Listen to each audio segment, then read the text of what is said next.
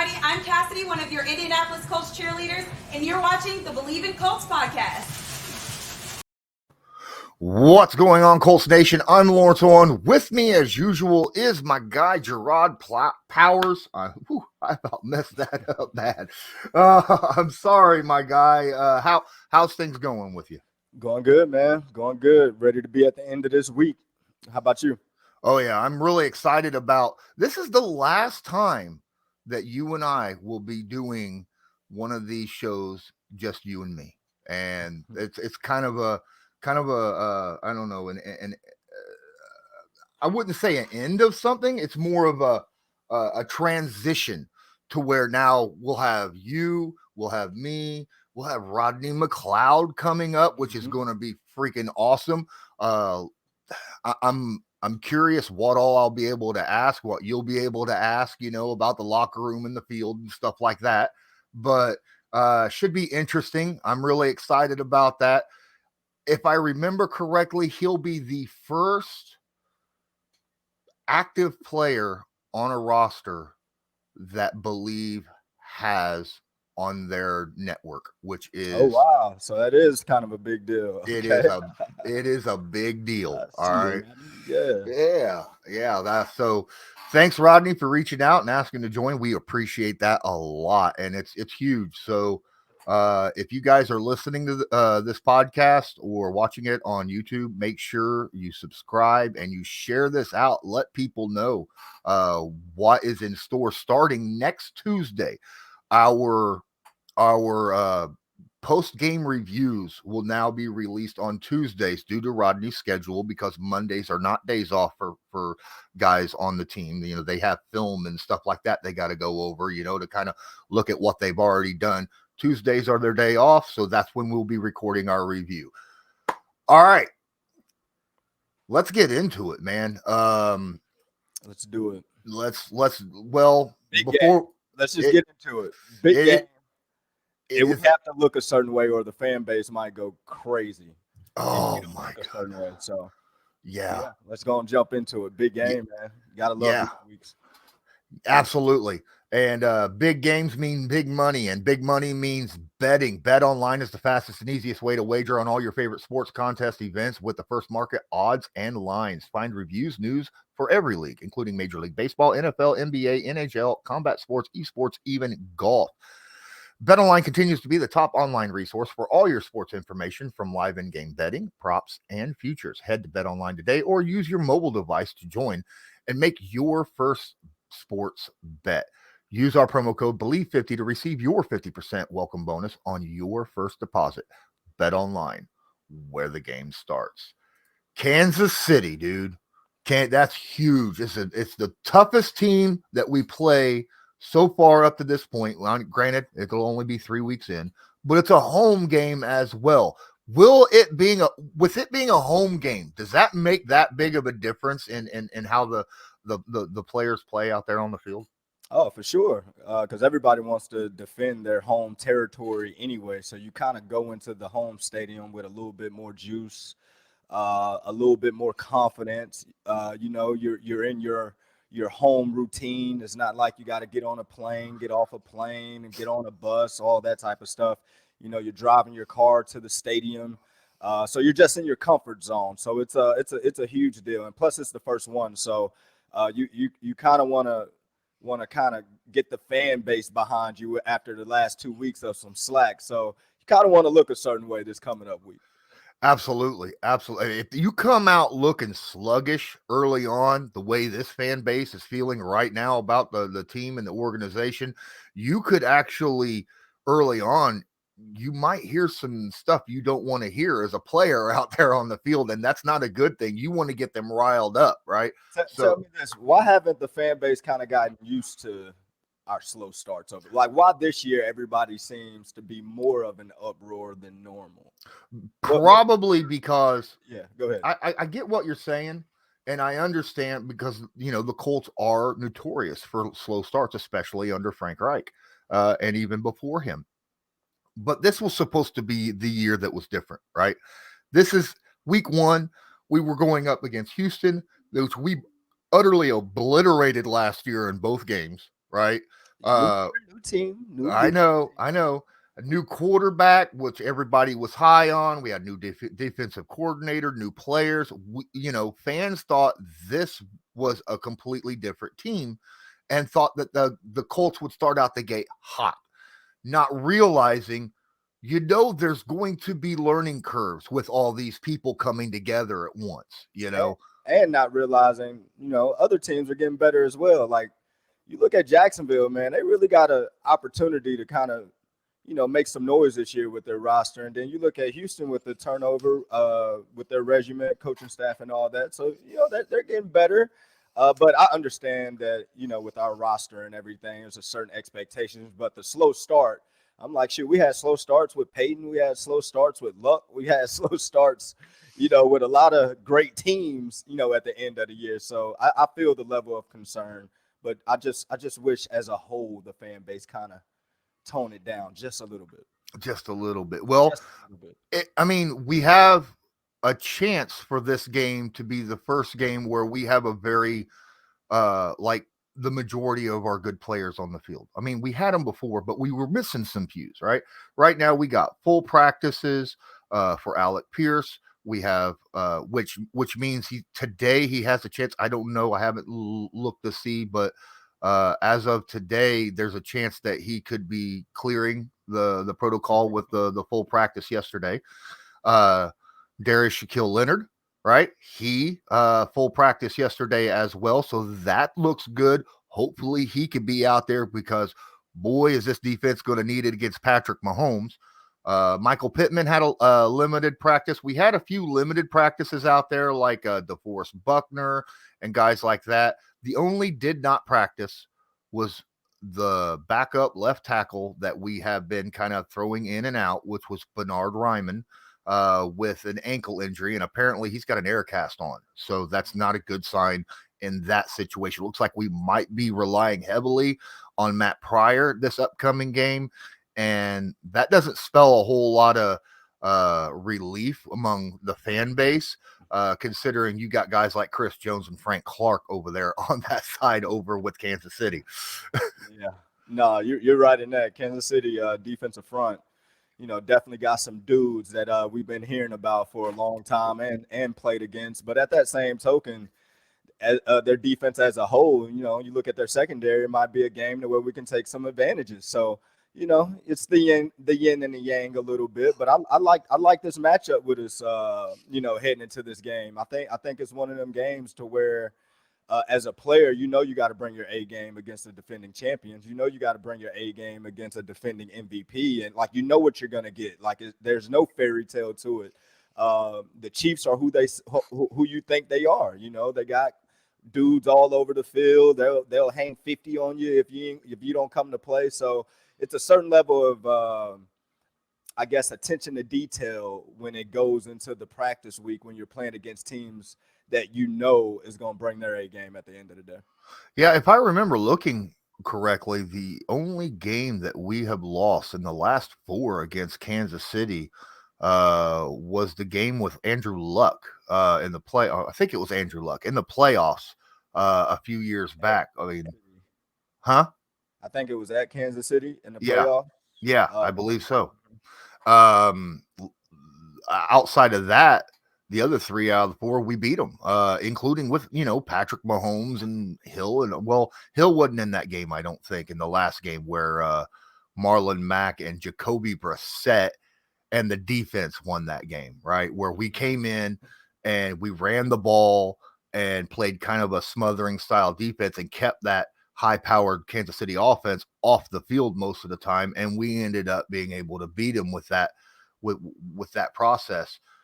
Is that something that maybe the Colts could possibly try to duplicate coming up into this game? Is running the ball and playing that smothering style defense? You definitely want to control the clock, the best that you can. You want to have long, sustained drives that you can finish with touchdowns. Don't get me wrong, but you don't want to go out there and it's 3 and out, 4 and out, 6 and out. Like you don't want to have those short play drives to where you're giving Pat Mahomes and this offense just more opportunities to, I guess, get points, against your defense. I mean, you want your defense to be well rested going against these guys, and the more they're on the field, the more they're going to wear down. And obviously, everybody knows how that story ends. But I think it's one of them games to where you're definitely going to have the run game going, like I said, to chew up that clock. But also from an offensive standpoint, you're going to have to execute what the defense gives you. And then when the opportunity presents itself, you're going to have to execute the big plays. In order to beat big teams, you got to be willing to make the big plays when they're there. And then defensively, I think the main thing is just going to be tackling, man. These guys are great at getting their weapons, the ball in space to where they can make people miss matchups and all those type things. And you got to expect these guys to make some plays. I mean, it's hard to watch, and unless you're watching Jacksonville versus the Colts. So it's hard to watch an offense get completely shut out at the end of the day. So you expect them to make a play or two here or there, but you want to be able to limit the explosive plays, which everybody knows the Chiefs, they're notorious for explosive plays. Absolutely. Now, against the Jaguars, the Colts deferred on the coin flip. And they took it. They didn't defer. That's the thing. They took the kickoff, right? Which is kind of odd, but at the same time, with the way this offense was played last week, if they have the opportunity to receive first in the first half to try to get a rhythm and going on offense early in the game, should they take that, or should they go ahead and defer and take it in the second half? I would defer, just take it in the second half. That's just me and my philosophy as a head coach, football, future signal caller, all those things. But I would let my defense take the field first, just because this is supposed to be our backbone. This is supposed to be, who's holding us up this first part of the season. Defense, get out there, stop these guys early on and set the tone early so the offense can kind of come on the field with some juice behind them, with some energy behind them off of what the defense created. So I would expect, Shaq to run out the tunnel, the crowd goes crazy. We defer, we get the ball, and we go out there that first series, get 3 and out or a turnover, or just something to get the team and the energy back going. So when the offense takes the field, they can take the field with, some momentum, if that makes sense. I would hate for the offense in this big game to take the field and go 3 and out, and our fans just going haywire early in the game. I don't want to see that. So this is a huge game, and in big games, your defense got to step up and make some plays. So I'm gonna put this one on the defense. Oh, okay. All right.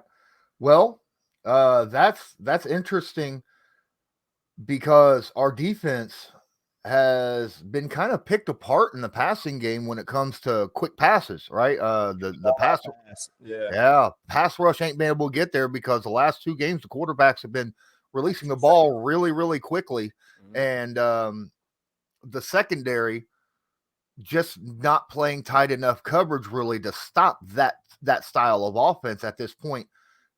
If you defer, how important? I mean, because Gus Bradley even talked about it earlier, about how, you gotta kind of, play a little bit tighter there to stop that quick passing game. Patrick Mahomes, he's known for extending a play and throwing it downfield, but if you watch these last 2 games, he does have no problem throwing quick outs, screens, things of that nature. What can the secondary, as an individual player, do to help limit that kind of stuff? You'll see tighter coverage. I'm pretty sure they went over all this stuff this week of practice as well, as far as, hey, we got to play tighter and those things.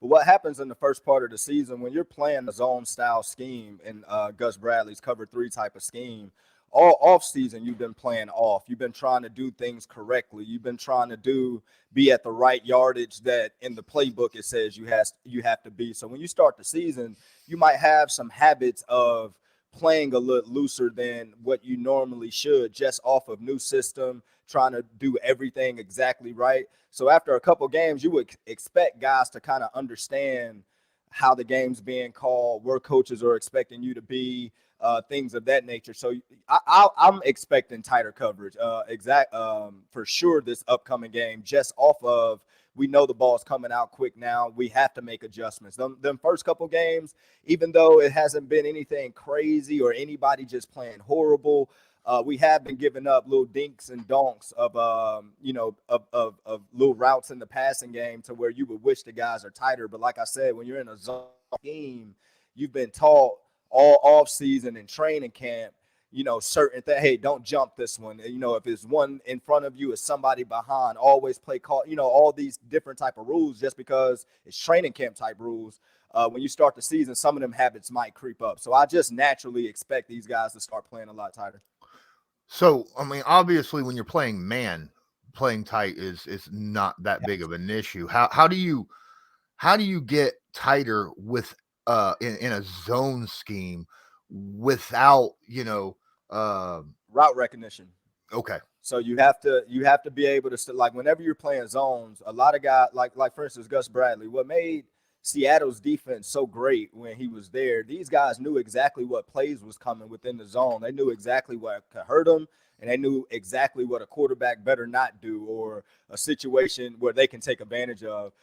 So how you get tighter within the zone scheme, far as in the passing game, you have to understand route recognition. You got to understand whatever your keys and whatever your reads are, what route is coming or what you can eliminate within the route, like that's not coming. So it helps you slow the game down a little bit. And like I said, right now it seemed like guys were thinking these past couple weeks. Guys thinking, maybe not moving as fast as they probably could react to in the course of a game, and I kind of blame that on all the new system, training camp rules, and all that type of stuff, to where it's been a million reps. These guys kind of just playing off and trying to do exactly what the rules are. And now that we're in these live game situations, everybody got, like, across the board, across the NFL, you will probably see to where there's a lot of secondaries that just needs to play tighter coverage at the end of the day. Speaking of secondary, Jerraud, I need an opinion. Now, I know that you're not in the locker room, you're not on the practice field, but there has been a lot of blow up about Isaiah Rodgers not getting a snap so far, right? With Brandon Facyson playing those extra snaps and Isaiah not playing at all. Isaiah's that 5'10", really fast, quick. Has made plays in the past, made plays in training camp, made plays last year. What would be one of the reasons why Isaiah hasn't made the field so far this year? I'm not sure. I'm not sure if it's, a playbook issue to where maybe he might not, be on top of it. I doubt that's it. But it's something that the coaches see in far as, him not being able to fit in at the moment or whatnot. Or it might be the person that he's backing up. He might be back, like, with his size and his stature. Normally, Gus had longer, bigger corners on the outside. That's what he's been used to. So maybe the guy he's backing up is Kenny Moore. And if Kenny Moore is not coming off the field, and Isaiah is behind him, that's just, what it is at the moment. But that is an interesting issue just because he has been a good player for us, and we know what he can kind of do as far as making plays on the defense or whatnot. So to kind of see a talented guy on the sideline not being used kind of raise an eyebrow or two. But it could be something small within the scheme that maybe he's not getting, or maybe, something's going on with him, coach. You just never know in these situations. Okay. I was just curious. I knew that Brandon, being part of this scheme already, knew the scheme well. Yep. Yeah. So, and he's a bigger guy. Yeah, and he's a bigger guy. He's, So that, like, if I had to just kind of break it down, that's what I would think. I would think that maybe Isaiah is, like, maybe backing up Kenny Moore in the slot, where his size and his attributes fit within the system. And if Kenny Moore, of course, he's not coming off the field unless he's hurt. So, yeah, Grover Stewart's been a stud so far these past few games so far this season. He's just been an absolute wrecking machine out there at defensive tackle. But we haven't really heard a lot from the mainstay guys that we hear generally all the time, like DeForest Buckner, like what we expected from Kwity Paye. Yannick Ngakoue. Yannick, what's going on, my guy? I mean, I get it. I understand. These guys are getting the ball out quicker, but what can these guys do to make things easier right now? If they continue to throw quick passes, what can they do? Maybe get their hands up and bat some of these quick passes down. sometimes you just got to realize the situation and start playing the situation. If you're in a situation where the ball is coming out quick, unless you can beat your guy right away, that's kind of what you got to play for. Maybe making a quick move, getting ready to jump, get your hands up, or whatever the case may be. But I just think these guys just got to continue sawing at the wood, man. Just continue to keep working, and everything is gonna kind of fall into place like how we pictured it. I mean, DeForest, we know he's gonna get double teamed. So if the ball's coming out quick, they're basically doing this to take these guys out of the game. If they wanted to hold the ball and run deeper routes, deeper concepts, they know the more time that the quarterback have the ball, the more opportunity you're giving these great players that we got on our defensive line more time to get to the QB. So as a coordinator, if you feel like that's where the advantage is us getting the ball out quick, that's what you do. And what we have to do as a defense is, like you said earlier, we got to just tighten the coverage down and start playing the situation rather than just playing the call, if that makes sense. Absolutely, it makes sense. Now, probably the biggest playmaker on this offense that the defense is going to have to face is Travis Kelce right now. At least the way I see it. I mean, outside of, the running backs they have back there. And of course what Patrick Mahomes does, but I'm just saying, to that targets for Mahomes, how can the Colts kind of stop the bleeding at the tight end position like they've had over the last few years, where they give up a lot of yards and a lot of targets to tight ends, especially up the middle, while playing what was traditionally a cover 2?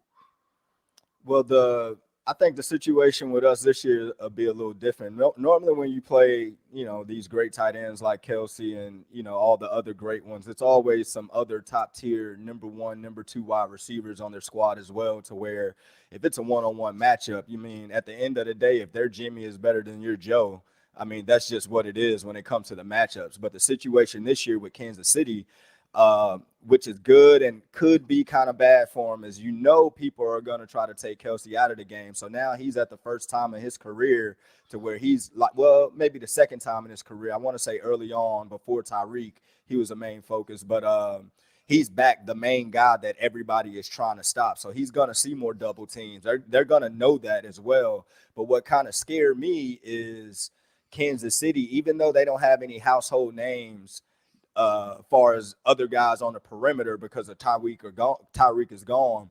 All the other guys that they got at wide receiver can win at the end of the day, can beat you. They're fast, they're quick, they can catch. They just haven't had the opportunity to make themselves a household name. So that's the part that kind of gets me with this game. I want to say last game, Pat Mahomes had a completion of like 10 different players, and that's crazy, to think about. Like, damn, Tyreek Hill left. And he's throwing the ball to everybody instead of just 2 guys. Now everybody's getting a target. And so if he is really starting to slow the game down, understand defenses, take the check down, not necessarily trying to make the big play all the time, it's going to make them even better, in my opinion. But at that same token, as a defensive coordinator, now it gives you more, I guess, leverage to run the defense how you see it, rather than like, wow, we got to do this for Tyreek Hill, and now we got to do this for Kelce, and there's like, we have to do that, and everything else, this is kind of what we're limited with.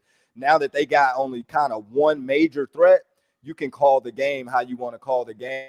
Guys should be in better positions to make plays. Normally the big games take care of themselves. It's always like the non-big games, like the Houstons, the Jacksonville, that scare you just because the other side of the other team, the other guys on the side of the ball is just as talented as your guys, or it's just their situation or their pieces is not mixing right now. But then when you look at like a team like the Chiefs, their pieces are mixing, so you have no choice but to go out there and put this plan together and try to execute everything the best you can, because they will embarrass you. And as a grown man playing a professional sport, that's like the number one thing. You don't ever want to get just embarrassed by your peers within your own sport. So I expect this to be a very good game for us. Yeah, losing 24-0 to Jacksonville was kind of a stab in the back, right? I mean, that hurt. But I can only imagine what, the Titans went through, Exactly. Against Buffalo. And that's what we could be looking at if we don't take this game very, very seriously. Yeah. Flipping over to the offense now. All right. If this was your offense and you're going up against this Kansas City defense, what's your game plan walking in? First of all, we got to get the running game back going. I mean, I know we got O-line issues, that's kind of wild right now. Wasn't expecting to have these type of issues, but definitely before the season, I think you even mentioned you was kind of concerned, about a couple spots on the O-line. So to some, I guess it's not a shocker, but we have to fix our O-line problems and get JT more opportunity. I mean, everything needs to go through JT. And I know last week kind of fell behind trying to play catch up, but no matter what, only 9 touches, for JT at the end of the day, we can't play like that. He's going to have to touch the ball. And I want to say, I told you, at the beginning of the season, it's a reason why nobody touched him in the preseason, for this, like we expect him to will us through it. So let's feed him as much as we can possibly feed him and Hines, both of them guys, they can carry the load and they're good weapons for us to use, especially when we are looking for wide receivers to kind of step up. But I do think the wide receivers can kind of have a breakout type of game this week. I think we match up well versus their secondary. I mean, their secondary over the past few years have had issues as far as guys with missed assignments, well, not necessarily missed assignments, just the group not gelling the way it's supposed to gel. Like Tyrann Mathieu was the main one holding that group together. But when you take him off that field now, I mean, they competed well versus the Chargers, don't get me wrong. And I know the Chargers got weapons, great quarterback, and all those type things. But, both games they played in this year, offenses haven't had no issues at all, moving the ball, throwing the ball, things of that nature. So I expect our offense to be able to have some success in the passing game. Absolutely. How important is our tight ends in this game, not just in the running game, but in the receiving game as well?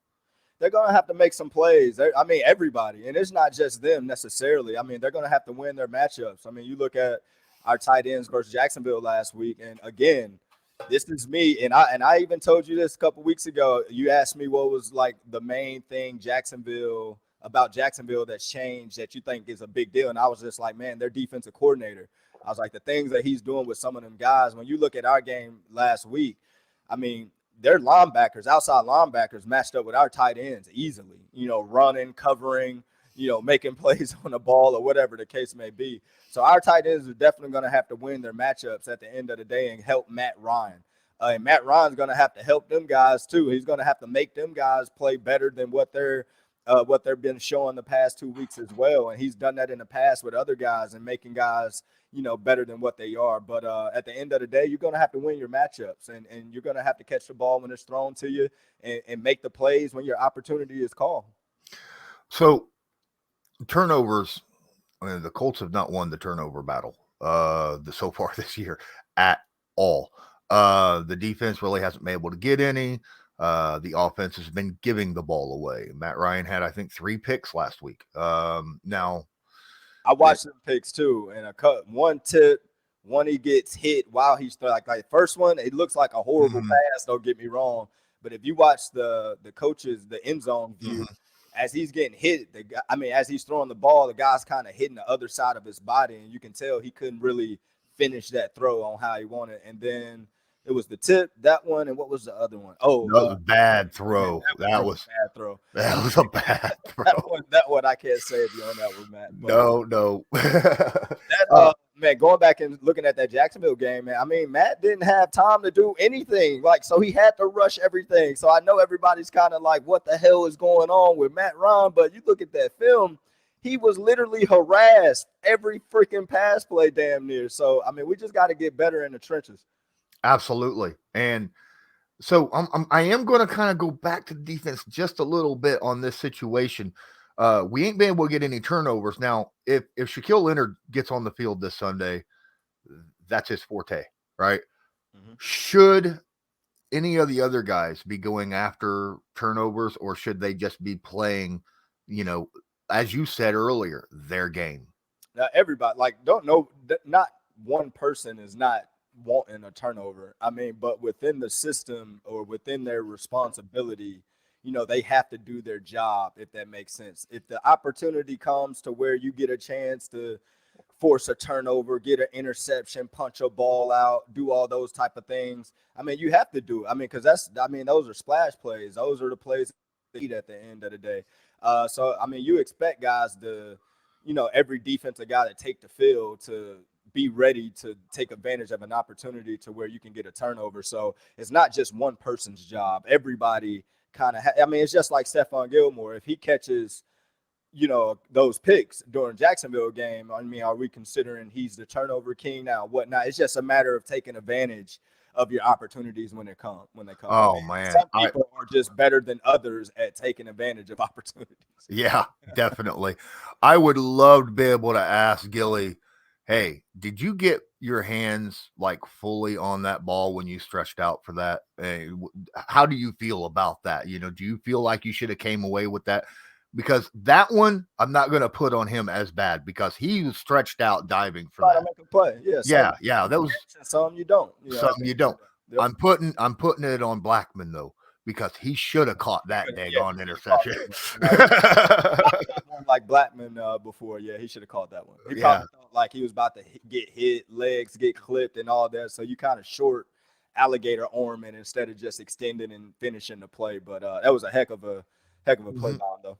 Oh yeah, definitely. I mean, he crossed the field, got up underneath the pass, high pointed it, did everything right on that play, except come down with the football.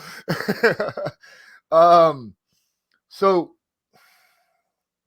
you talked about how we need to actually run the football well, and then that will open up the passing game where we could take advantage of, the suspect secondary. I wouldn't necessarily. I mean, I'm not just going to sit here and say it's just going to open up the pass game, but I just know we're not going to win if JT is not running the ball. So I don't care what the defense is doing. We just have to get JT the ball. But I do like our wide receivers versus this secondary. I like our matchups.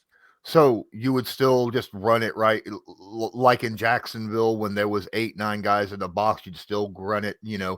Now, I mean, not to cut you off, but when you look at the tape, I mean, it's just people not blocking the scheme right or not just doing their job. It's not necessarily as like, hey, it's too many people, we can't block it up. If we have the numbers to match it up and block it up, it's just it all comes down to people just doing their job.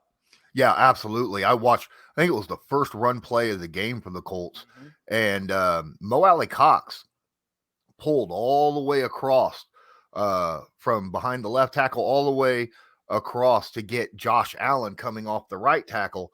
And instead of, now, correct me if I'm wrong here, Mo Alley Cox is a big dude. All right. Now, I think he's at least the same size as Josh Allen, right? The defensive end for the Jaguars. And he tried to cut block him. And I'm thinking he probably should have went up high and traditional blocked him rather than try to cut block him. Probably so. And it's a reason why Mo Alley Cox plays offense and not defense, So whenever you see guys and it's just like, man, why wouldn't he try to hit him up high? Or why wouldn't he, like, they're the same size? He might not like physical contact like how some people might think, you know what I mean? Because like you said, they're the same size, and sometimes you have to, take hard blocks, sometimes take on hard blocks or whatever the case may be. But at the end of the day, it's a reason why some of these greater athletes that we see play defense, the defensive side of the ball, don't play offense. It's just a physical mindset type of thing. But he might be coached to cut block, just cut block, get him out the way, and that's our cutback lane or whatnot. But when you're a certain size or if you're a big type of guy, you expect big on big to kind of handle that fairly. Yeah, I would think so. Because Josh defended that block beautifully. He bent over, put his hands out in front of him, hit him, ended up allowing him to make the tackle on Jonathan Taylor because he did not put Josh Allen down. Josh Allen didn't even move backwards. He was in the run lane and was able to reach out, grab Jonathan Taylor, and bring him down. So we got limited practice for Michael Pittman Jr. So this is questionable whether he'll be able to make the game against Kansas City. If he cannot make the game, who needs to step up in the wide receiver room? Man, all of them. I honestly don't think it's just one guy. I think everybody just have to do their job within the system, and whoever blossoms as the guy within the system, that's just what it is. Because like right now, it's not like Matt has a favorite target or a favorite guy. Man, we're looking for anybody to make a play in the wide receiver room, and we know what Michael Pittman can do, and we know the type of game he had. We won, but everybody else, it's not just one person. I think it's the whole room that has to step up. Yeah, I agree. If your number's called, make a play, right? Because at this point in with Matt Ryan this year, you never know when he's going to have a moment to throw the football the way the offensive line is playing. So if he can get the ball to you, make it count. Make it count. Yep. Now we're getting near the end of this here, this episode, this show, and it's kind of a scary moment of trying to pick who's going to win this game. At the beginning of the year, like in the off season, I was adamant if we were healthy, we were going to beat KC by 2 scores. I was saying that, And I think I might have said that I think KC might be better. Yeah, than yeah, last year. because you were like, you were impressed with the physicality of what they might be bringing this year. That they might not be as much of a finesse team as they are a physical team this year. I remember you talking about that. But after the way the Colts walked out these last 2 weeks, especially last week against Jacksonville, it kind of puts a little bit of a pause on my thinking. But in reality, I think a lot of this stuff can be fixed. I looked at the tape. I watched the all 22, and a lot of that blocking is just bad communication, especially when it comes to dealing with the stunts and the twists. They were just not communicating with each other and taking the blocks, transferring blocks so that the right offensive lineman can be free to get that block off. And Jacksonville utilized that the whole day. It's that whole keep doing it until you stop it, and the Colts never stopped it, right? I think that should be fixed this week. The communication issues. I'm hoping we noticed that a lot of the issues that we had week 1, we did not have week 2. Like we talked about, the quarterback center exchange that was fixed immediately. We didn't see that issue again this week, and things like that. Where are you coming at on this game? Do you think the Colts have a shot at winning this? And who are you picking to come away with it? The Colts have a shot for sure. I mean, it's the NFL. Everybody can be beaten. We're at home. We got some things to prove. We haven't played our best football. The Chiefs not expecting us to play the football we've been playing the past 2 weeks. So it's a certain level. Everybody's kind of just waiting to see what's going to happen with the Colts. All eyes are kind of on, because like I said, even though the offense has looked bad the past 2 weeks, defensively it's just been okay. Like, it's been little spots here or there that you're like, all right, this is us, or okay, here we go type thing, and maybe we can put it together this week. But in saying that, I am gonna say I'm gonna pick the Chiefs to win, and I'm gonna say 31-21. Oh, got them with double digits. All right. So the Colts don't fix their stuff. Oh, we're gonna get blown out, dude. We're gonna get blown out. Before I finish that, I'm saying 31-21, and it possibly could be 28-21 in the fourth type thing. I think it's gonna be a competitive game. Okay. I just think towards the end they might kick a late field goal to get it up, 2-score game or something like that towards the end. I think this Colts defense, if Leonard gets out there and plays, I think this defense is going to give Kansas City a little bit of a problem with Patrick Mahomes. I don't think we're going to break 40 points in this game total. I think this is going to be a 17-14 game. Okay. I think we're going to have. I think there's still going to be a few things we're working out on offense, with our offensive line. which means, there's still going to be issues here. Not as many as we saw against Jacksonville, because I don't think you could fix that much problems in 1 week. But I think we get a few of them fixed. We're able to move the ball, put some points on the board. At this point, I don't know who's going to have the 17, who's going to have the 14. Mainly because I don't know if Michael Pittman Jr. is going to be playing or not. If Pittman plays, I think we win by 3. Okay. If Pittman does not play, I think we lose by 3. I think that's fair assessment of the situation. Okay. I like that. I think that's kind of bold, to be honest. 17-14. Mm-hmm. We got off to these 2 little bad starts. Slow, can't score no points. But all right, if you say the defense is gonna go out there and play lights out, I'm with you. Yep. I hope so. I mean, if we lose and we only give up 17 points against Kansas City, that's a win for our defense, in my thought. And we're not doing any. No, if we lose, we lose. Lawrence. Yeah, we're not taking any of those type of that mentality. Moral victories. No, the way I've always seen it is if an offense can't score 20 points, then that's the problem. Yeah. You can't score. I mean, defenses are trying to keep opponents under 21. Mm-hmm. I mean, that's what you say as a defense. Like, we're gonna hold them to 17. We're gonna hold them to, you got a goal. You start the season out with to where each week that's your goal as far as points, yards allowed, pass yards allowed. Like, every defense has their own set of goals, and I'm pretty sure every coordinator, you want to have under 300 yards total, and you want to have 17 points or fewer. So 3 touchdowns, touchdown, 2 touchdowns, couple field goals, however you want to look at it. But I think if you can hold a team under 17 points and you lose, I mean, defense walk away at the end of the day with a little moral, I guess, satisfaction. Yeah. Be like, hey, this wasn't on us. We could have probably done a few things maybe to make this tougher, but I mean, if you score 0 points like in Jacksonville, there's nothing the defense can do to help you win that game. What y'all want us to do? Right. All right, Jerraud, this was great talking with you. Can't wait for Tuesday, man. This is going to be fun.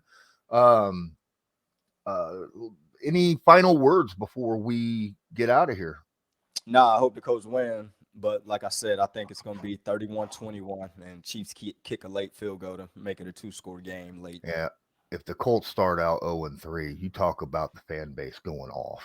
I mean, even though this game is against the Chiefs, and the odds are going to be in the Chiefs' favor. They need to win now. They definitely win. Yeah, definitely. All right. Well, this was it for this episode of Believe in Colts, brought to you by Bet Online. am Lawrence Owen, and that is Jerraud Powers. And as usual, go Colts. Do you believe?